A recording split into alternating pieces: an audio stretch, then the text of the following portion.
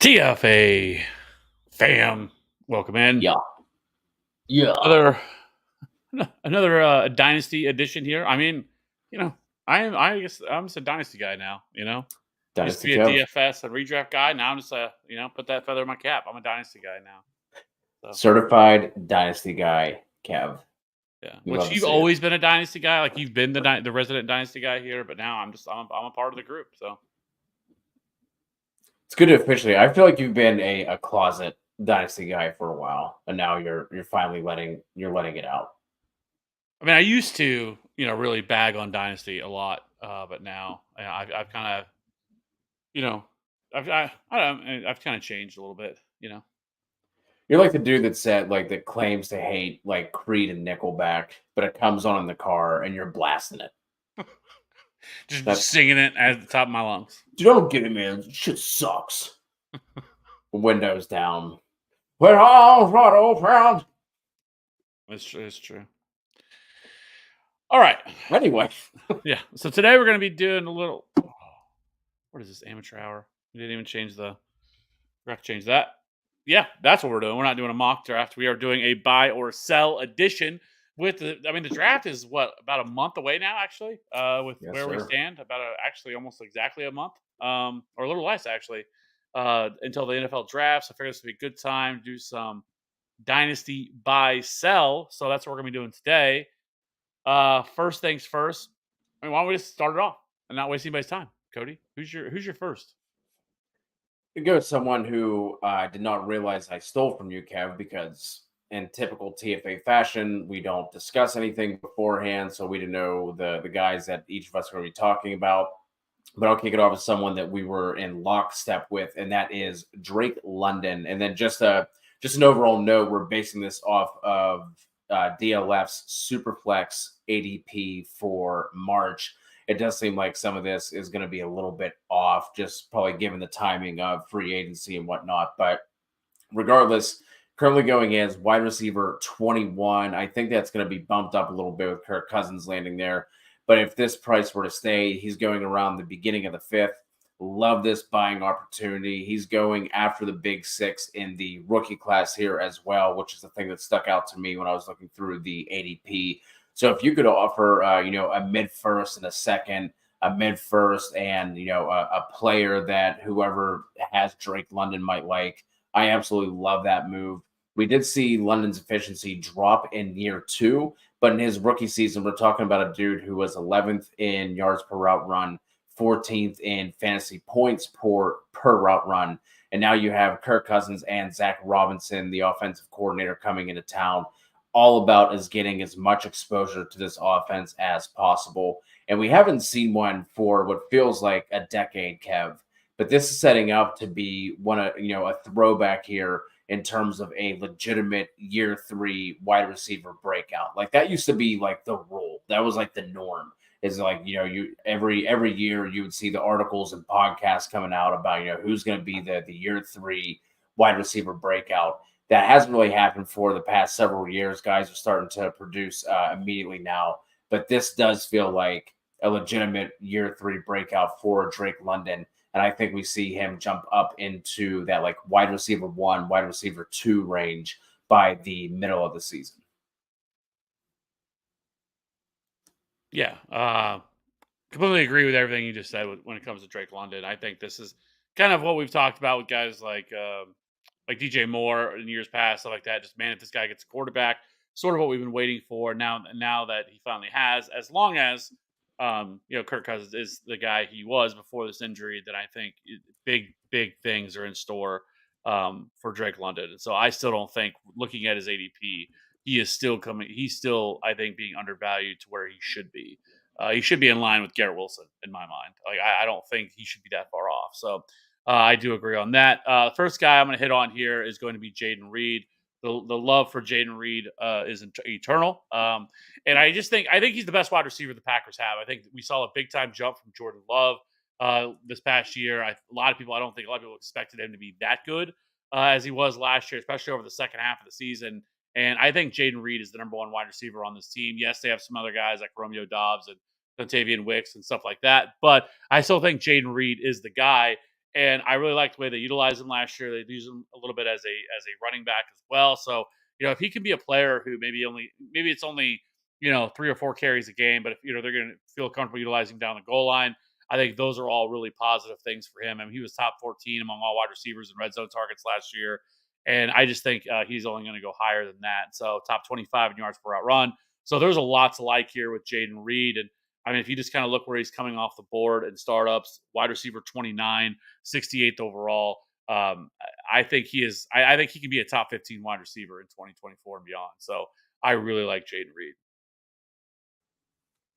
Yeah, I think he is the safest wide receiver there for sure, and hopefully they start to use him in some different ways instead of trying to make him to be Debo Samuel, because I think he's a legitimate wide receiver. But I'm going to move on, Kev. Someone that is near and dear to your heart. Let's go Isaiah Pacheco coming off the board at RB 13. He's going behind guys like Rashad White and James Cook. Just give me the running back that's tied to the Kansas City offense. He finished as RB 13 in half PPR points per game this past season.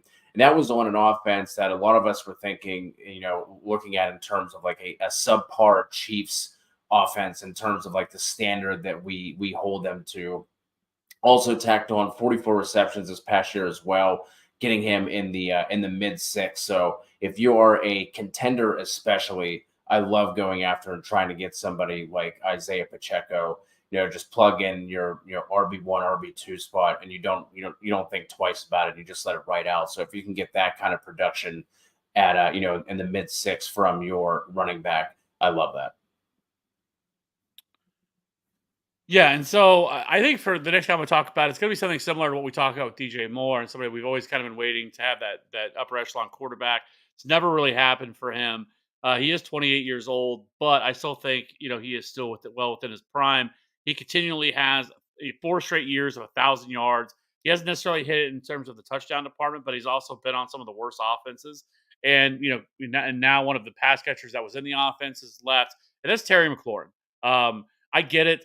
He may not be a sexy name, but I feel like a lot of that is how people feel like with DJ Moore as well.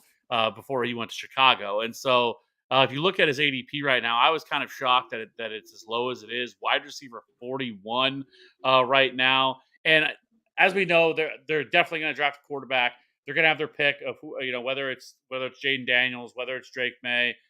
There at the number 2 overall spot, and so I just think that they can't get any worse, right? With Sam Howell that was there before, and some of the really bad quarterbacks he's had to play with. And so I think this could be a big time improvement for him. And somebody, like I said, I mean, he's been consistent, touchdowns have been there, but everywhere else, he checks all those boxes. He's still only 28 years old and, playing under a big contract. Curtis Samuel is gone from this offense right now. So we'll see what else they do in the draft. But that being said, he's still the alpha. He's still the number 1 wide receiver. And I feel like he's a player that if he was on another offense, he was somewhere else, we would be thinking much different about Terry McLaurin. And with all things considered, he has still produced year in and year out. He has been frustrating at times just because of the usage, but he's still been a pretty safe bet. And so I really do like Terry McLaurin. And if that's what it costs, is wide receiver 41 value, give me that all day, because I think he can easily beat that. I think he can jump back to being a top 24 wide receiver this year. I think he makes a lot of sense for teams that are contending. And it's funny you bring up Terry McLaurin, because I'm using that analogy in a negative way coming up. So gotta pay. It's what we call a cliffhanger.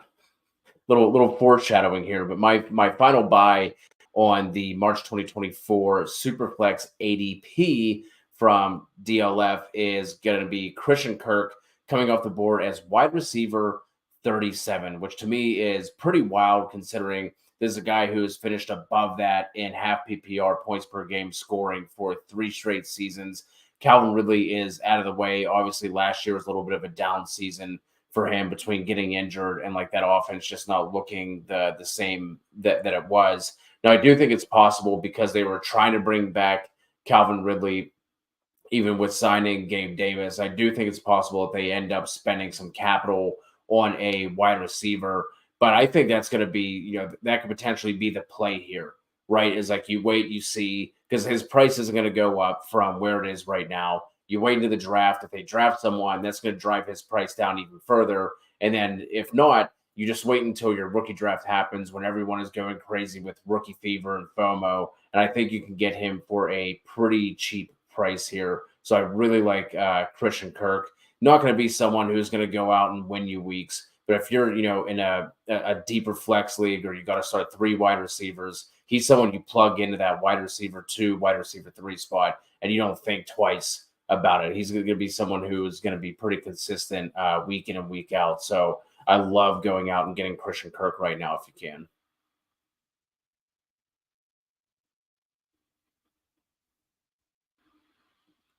Next up for me is actually going to be a sell, and that is, even though it may not necessarily be egregious coming off the board at QB 21, that's Mm. still like there's other quarterbacks that are going after him, and that guys like, and I know they're older and stuff like that, but a super flex, I mean, guys like Matthew Stafford, Aaron Rodgers, I get it, but even a Will Levis, I think I would rather have than Bryce Young. Like I don't get the anything with Bryce Young. I get it; he was a top 5 pick last year. Obviously, the, the Panthers chose wrong. They should have went with CJ Stroud, with that pick. But I don't see anything at all with Bryce Young to say that he is going to even be a thing at all. Like not even just a league average type quarterback. You typically want to see a quarterback at least have some show you something, in year one. Maybe especially over the second half of the season where a player, once they start to learn things, learn the NFL and stuff like that. I didn't see anything. And you could argue, yes, the weapons weren't necessarily great, but they had, with Adam Thielen and DJ Chark, this year they're going to have Deontay Johnson. Yes, they approved the offensive line as well, bring in some talent there to kind of protect him. But I don't see anything with him whatsoever. And I will say I have a little bit of a bias because I wasn't that big of a fan of him coming out, anyways. And I thought it was always a mistake to be able to take him that high. And I think there's a reason his best comparable is Johnny Manziel on Player Profiler because I think that's all he's ever going to be. I don't think that he's ever going to hit. And so if I can sell Bryce Young, I would sell Bryce Young for whatever I can. Yes, you're going to take a pretty big hit in terms of where you drafted him and stuff like that last year. But I would rather get out from under him and see what I could get for Bryce Young because I don't think he's ever going to be a thing. Yeah, it's that thing of just getting out while you can because if he has another season to where it's even like marginally above where he was. Like he's basically gonna have to come out and ball this year to recoup that value. And if he doesn't do that, you're talking about just absolutely wasting that pick. And now you're not getting anything. You might as well just hold at that point. So if you feel the way that Kev does in terms of like he's not gonna become a thing, you eat it right now from wherever you drafted him at and you move on. And it did not look great for Bryce Young last year. But I'll go ahead and talk about the guy when you were bringing up Terry McLaurin as a buy in kind of the DJ Moore analogy that you were making. And one of my sells is going to be Chris Olave at wide receiver 10 off the board in March ADP. I can't do it. I can't do that price. Talking about a guy who has yet to crack the top 15 in fantasy points per game, but we continue to rank him as a wide receiver 1 each and every year.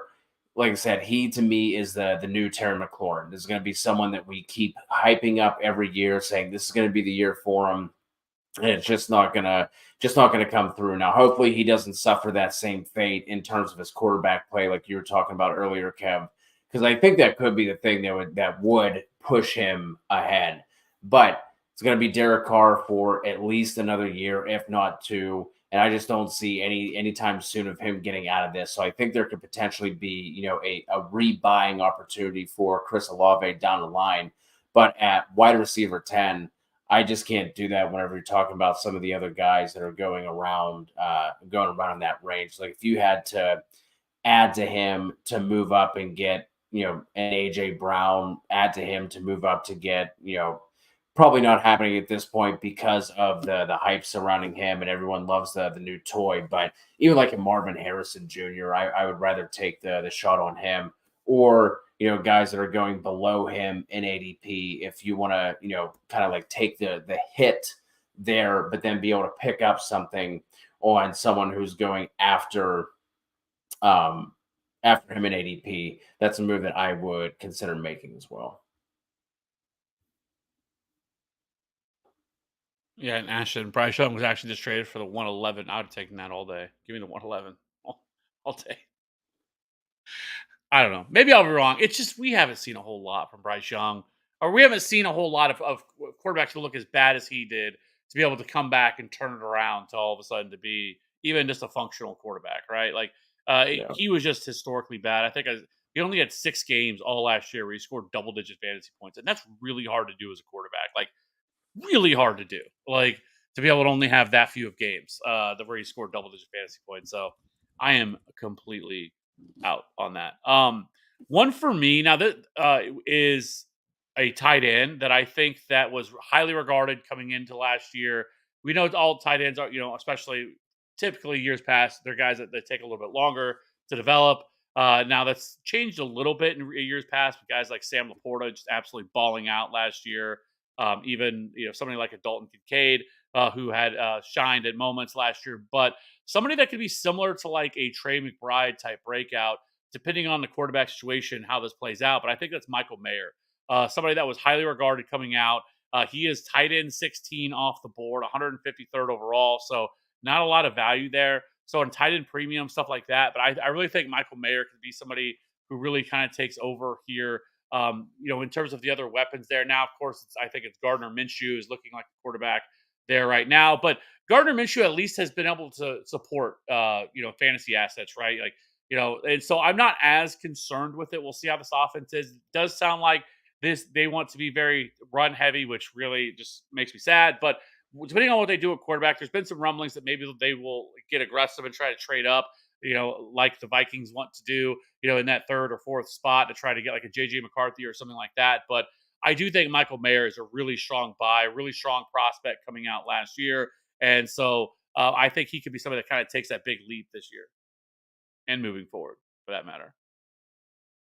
Yeah, I like that call a lot because no matter who they get at quarterback, I don't think it's going to send his like if they do go out and get a rookie, I don't think that's going to send his value spiking, right? Like I think it's gonna kind of stay where it is. So I like that call a lot. I'm gonna go with another sell here. I'm going Travis Etienne as a sell coming off the board at RB8. Just like another price I simply could not do. We've seen it 2 years in a row now where Etienne has been given a workhorse role and has been worn down by the middle to the end of the year. He is having a monster season through the first half of last year, but then after their bye week in the second half of the year, he only had 4 games. So 4 out of his 8, 50% of his games, where he had double digit half PPR points in those games. And we've also had Doug Peterson come out multiple times this offseason already. We haven't even hit, the draft and the training camp portion of this yet, but we've already had Doug Peterson come out multiple times and talk about wanting to keep ETN's role a little bit reduced this year.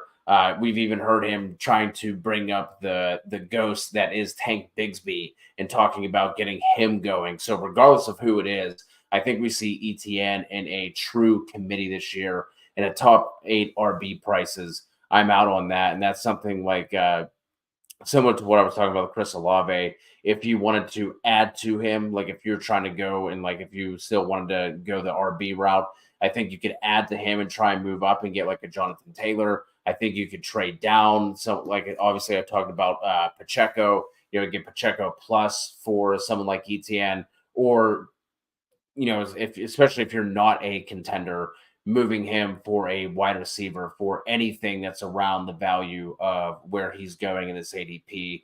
Like according to this, he and Rasheed Rice, same exact ADP at 47.25. I would do that all day. Michael Pittman going after him, Drake London going after him, or like I said, adding to ETN and then going up and getting somebody like a Nico Collins or something like that. So I think there are a lot of different ways you can get out of ETN. If you have him, that is what I would be doing.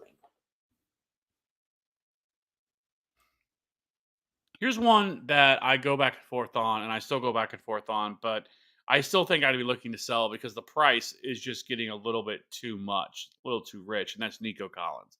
Wide receiver 14 off the board. is just too high for a player that's had 1 year production. That was really good production. What worries me is that he was very inconsistent last year whenever Tank Dell was actually healthy. And if they go out and draft another wide receiver, especially with early draft capital, it's really going to concern me for Nico Collins. And it's just, if he was going a little bit later, I'd be fine. But I mean, you got guys like, and Nico Collins is, I mean, he's 25 years old and he's going around guys like DJ Moore, Devonta Smith, DK Metcalf, Rasheed Rice.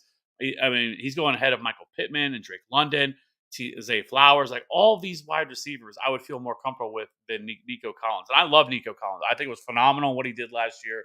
Um, but to me, even Tank Dell going at wide receiver 25, like going significantly later than him, give me the discount, and I'll take Tank Dell on that all day. It's just Nico Collins at wide receiver 14. Like if that's the prices that people are willing to pay for Nico Collins, like I would be looking to move him because I just don't know if he's going to be able to replicate what he did last year. I think there's some sort of fall off probably coming considering how well he played. And again, love Nico Collins. What he did last year was phenomenal with 1,200 yards, almost 1,300 receiving yards, and 8 touchdowns. But I just don't know if he's going to be able to support this, continue moving forward this way. And I get it; he's attached to one of the best young quarterbacks in the league with CJ Stroud, but that just seems too high.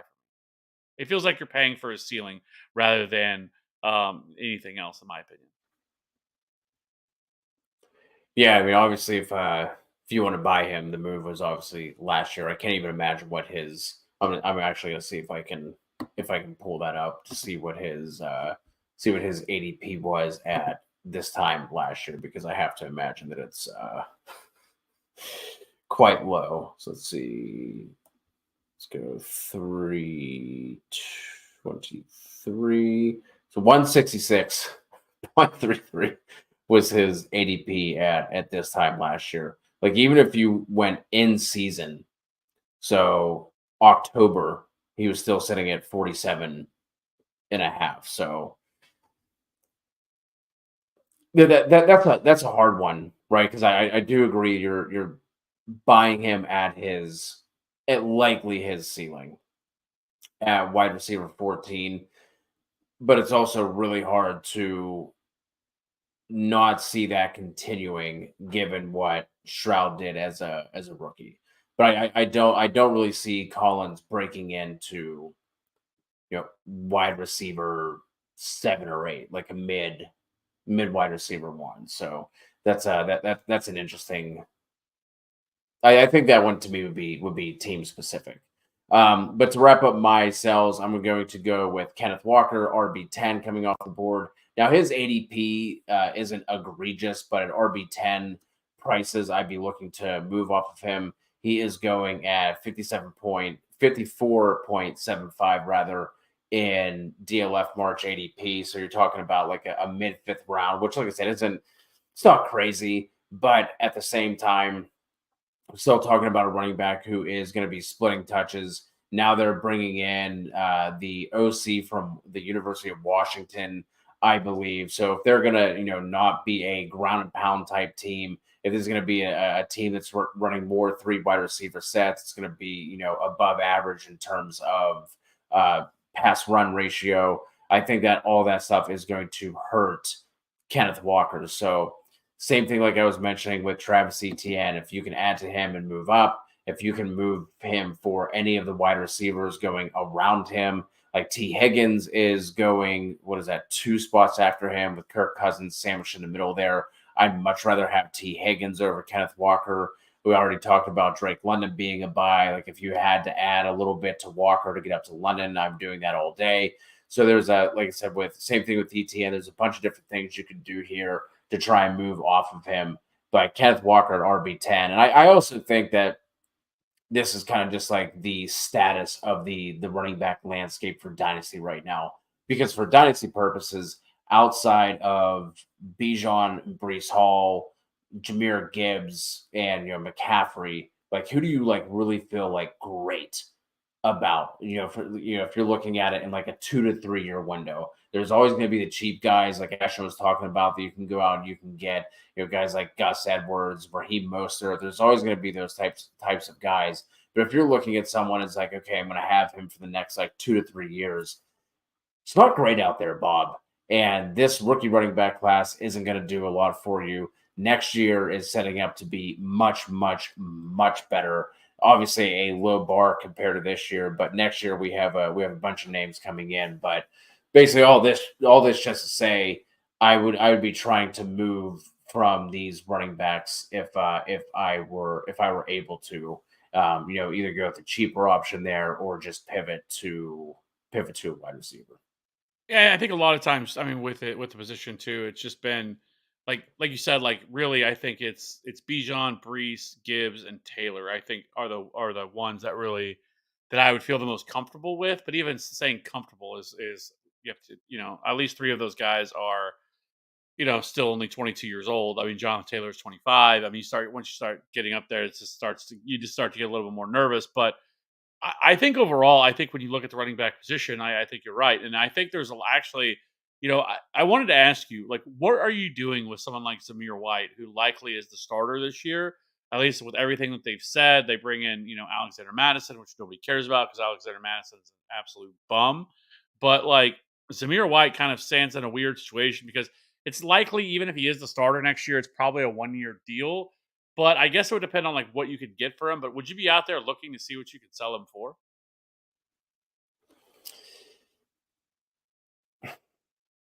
I mean, at this point, I think you're probably better off holding because I think anyone who's trying to buy right now isn't going to give you much in return just because it's maybe like what if they go out and they spend capital on somebody, whereas kind of like what Asher was saying in the chat, looking basically selling all running backs until weeks 2 to 3 if the team is any good, and then you'll go out and trade for one. That's whenever you can strike on somebody like a Zamir White. So that's just a 1 year rental. You either spent like a fourth round rookie pick or you got him off the waiver wire. You can go ahead and flip him for a decent return, kind of like in season, or especially like I said, if they don't do anything in the draft, that's when I think you're going to be able to flip somebody like Zamir White for a better profit. Do you have any, or who's somebody that like would be a much more later down the road, but maybe you're trying to buy as maybe as an upside type play? If they were to hit, it's not going to cost you anything. Is there anybody that comes to mind for you that that should be that you're interested in trying to buy At running back, at running back or wide receiver? deeper down in the ADP, I mean, I think the first thing that comes to mind at running back would be Chase Brown. We kind of talked about it on the free agency show. I just think Zach Moss is a jag. I don't think he's going to do much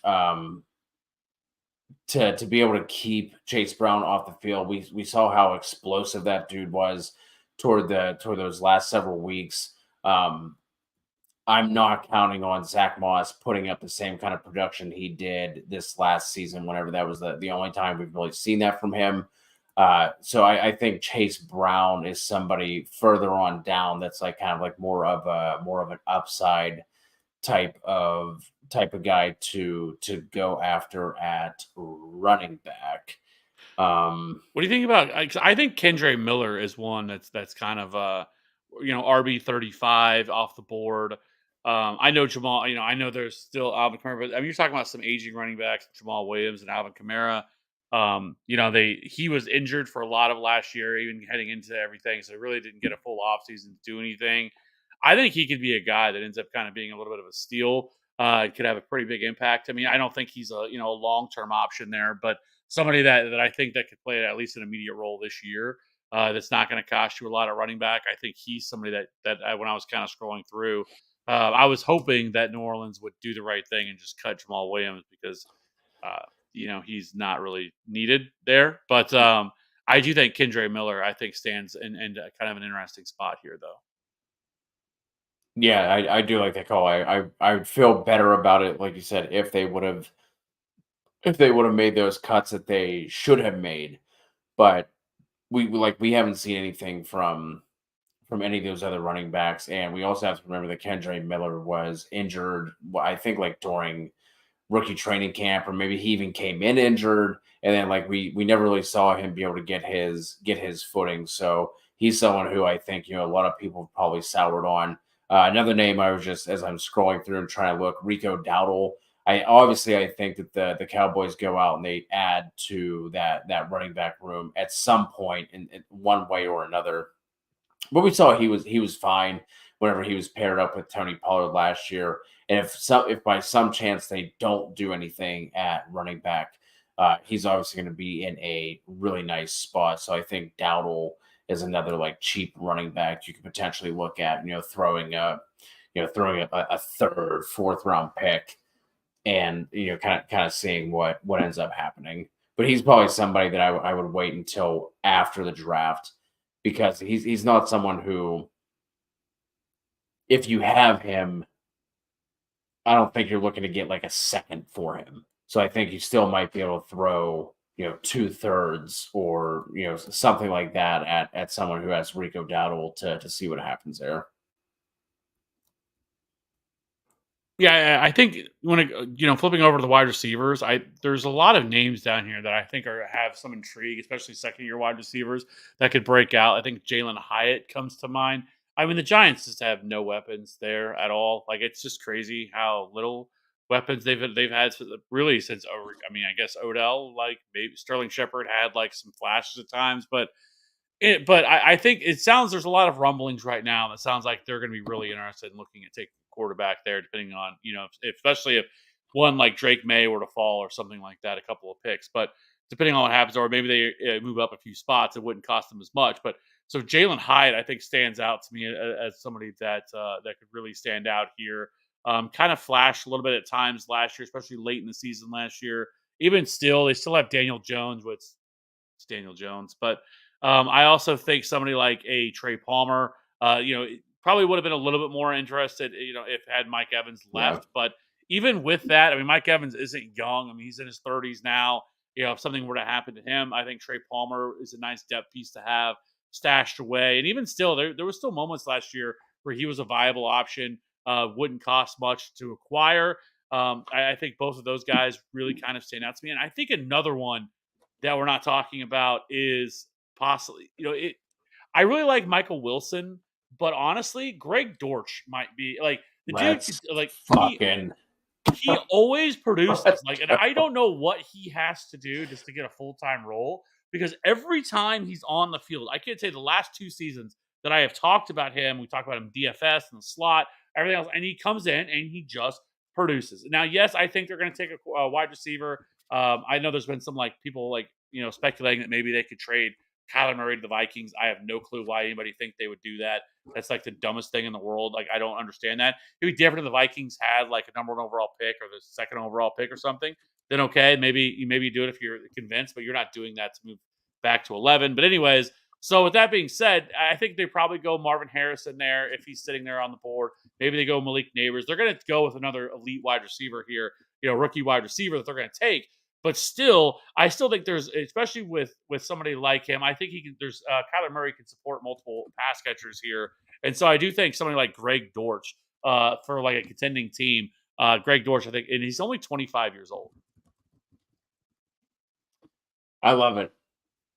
I have Greg Dortch stashed on a couple of teams. When I saw Rondell Moore get out of the way, I'm like, okay, here we go. That's all we need. Like, dude, like you said, every time he gets, let's call it 65% plus of the snaps, 70% plus of snaps, he produces, man. Like he goes out there and he does his thing. So it's gonna be really interesting. Now, obviously, you have Marvin Harrison Jr. coming in, but with Rondell Moore out of the way, it's going to be really interesting to see what happens. I was really hoping, even last year, that Greg Dortch, after what he did, the previous year, was going to be able to find himself on a team that was actually going to use him a little bit more. But he was in the same role that he was the year before, and literally did the same exact thing that he did the year before that. So I'll throw out one more name here as I'm scrolling down, and there are only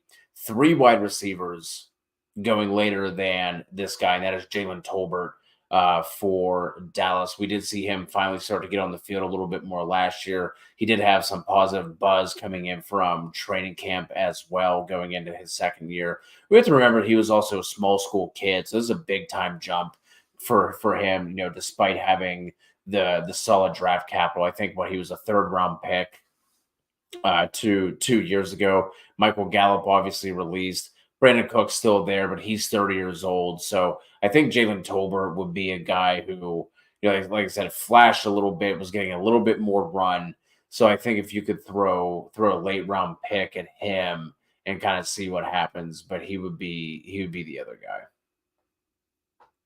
You buying Quentin Johnson? No, I had one share of Quentin Johnson. I moved him before the end of the season. It was a super flex league, and I like packaged him up with eight other things, and I moved him. I went out and got Joe Burrow, and the only thing in that package that I'm like a little uneasy about at this point is Rasheed Rice was part of that package. So really hoping the Chiefs go out and still add another wide receiver to that group to make me feel a little bit better, in the hopes that Rice doesn't see like a ton more uh involvement and target share in that offense, because it was like right after I traded him was whenever they started like using him more consistently on a week to week basis. So like having to watch all those Chiefs games and see Rice just go out there and ball and just like build upon the week that he had before was tough to watch. But yeah, that was the only Quentin Johnson share I had. Sent that out, and I am not worried about that at all.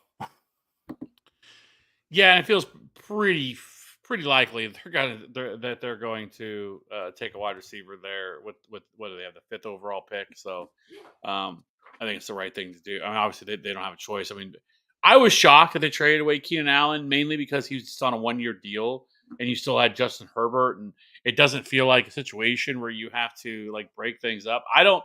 There's been a lot of Justin Herbert hate in the streets lately, and I don't quite understand it, considering what he's Neither. had to deal with and everything there. I mean, just the massive amount of injuries that team suffers to the offense. I mean, there's always, I mean, it's very rarely does he have everybody healthy, and he's still been a producer. I don't know. Like, if the Vikings could trade for Justin Herbert, I'm doing it all day. Like, I'll give you this year's first. I'll give you next year's first. I'll give you the next year's first after that. Like, I think, I mean, Justin Herbert, I think is a legitimate, top six, top seven quarterback in the league. And I think you put him in the right system. I mean, and I would love it if he went to the Vikings, because I think Kevin O'Connell is actually a pretty good coach. I mean, look what he did with some of the guys that they had late last year, who was able to produce, at least for fantasy purposes. And so I think Justin Herbert gets a bad rap sometimes because of things that have happened there. And I don't think it's really his fault. So, but with that being said, Quentin Johnson, no, like I don't think he's ever going to be a thing. He feels like he's going to be like Jalen Rager or Laquan Treadwell, who just kind of treads water for a little while and just kind of bounces around the league after that. I don't know. Hopefully, I'm wrong. Like, I don't wish upon bad anybody. And Quentin Johnson, I mean, honestly, I was a guy I liked, but you also have to know when to hold him and know when to fold him. And I think it's time to fold him on that. So that being said, I don't really have a whole lot of other options here. Obviously, really the big thing here is going to be waiting for the draft to shake out with a lot of this to kind of figure out what's what from there. In terms of, but I think there are some really strong buying windows right now in terms of some of these situations here, the way some of these things could play out. So, yeah. Do you have anything else? No, I'm going to be putting if for the folks who love the dynasty buy sells, I will be putting together some like different types of scenarios. So like if you're a contender, bargain bin buys, that sort of thing. Buys if you're if you're rebuilding. So there's gonna be some more videos coming out, because we still have the time's gonna pass, the season's gonna be here before we know it. But having said that, we still have 6 months before, I guess 5 months now, before actual football. So the dynasty content is still going to roll strong. At least for a few more months, right? And then redraft usually kicks off about June. So You know, so uh, yeah, Dynasty's fun. I mean, it's fun. It's interesting. Speaking of best ball, Kev, we got to. I want to do a live draft on the show Yeah, here shortly. I want to do a lot more best ball this year. The DFS bros have been we've really been talking a lot, and like DFS has gotten to the point now, man, where it's just the rake is so crazy with like DraftKings and FanDuel, and the contests have gotten so watered down, and it's got you have the Sims and everything else that's going on there in the DFS streets, and DFS just doesn't feel like as fun as it did before. And so, like, we've been talking a lot about doing like being more invested into like best ball. Um, it is a much longer burn, obviously, because you have to, hold your money in one spot. But a lot of the same principles still withhold there, and the tournaments that they have over at Underdog, I think are a lot of fun. So yeah, we definitely need to get in some best ball drafts and start digging into some of that stuff because best ball is a lot of fun. So, and I think it is, diverge your portfolio a little bit, get some pre NFL draft guys. It's probably not as strong because, like, especially when they first release them for Underdog, um, like right after, like whenever it opens up, like you can get some really strong values because nobody really knows who the rookies are yet. I think by now, some people have probably learned, so you're not going to get like Marvin Harrison or a Dunze or Malik Neighbors. You're still going to get them at a value, but not nearly as much as you would have probably a couple months ago. But best ball is a lot of fun.